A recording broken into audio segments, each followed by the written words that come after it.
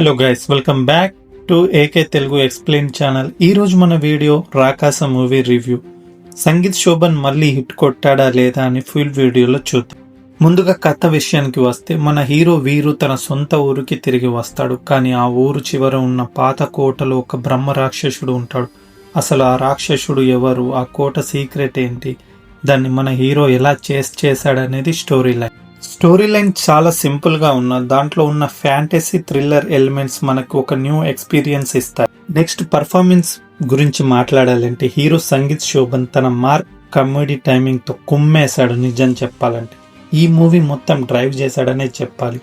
Very natural acting and getup Seenu Vennela Kishore మధ్య వచ్చే comedy scenes అయితే బాగా వర్కౌట్ అయ్యాయనే చెప్పాలి. ఇంకా బ్యాక్గ్రౌండ్ స్కోర్ ఇంకొంచెం బెటర్ గా ఉంటే బాగుండేంత అనిపించింది. అండ్ సారీ మర్చిపోయాను, హీరో హీరోయిన్ మధ్య ఉన్న క్యూట్ కెమిస్ట్రీ కూడా చాలా బాగా వర్కౌట్ అయింది. One of the plus point మూవీకి.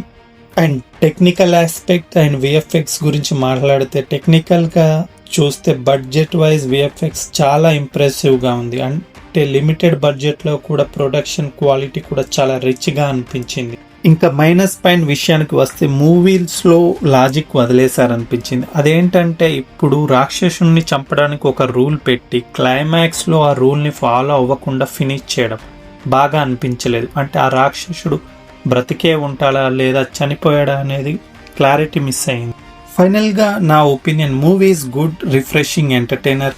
సమ్మర్ లో ఫ్యామిలీతో కలిసి చూడొచ్చు. మీరు మూవీ చూస్తే మీకు ఎలా అనిపించిందో కామెంట్ సెక్షన్ లో చెప్పండి. That's the video guys. Video నచ్చితే లైక్ చేయండి, షేర్ చేయండి, సబ్స్క్రైబ్ చేయండి.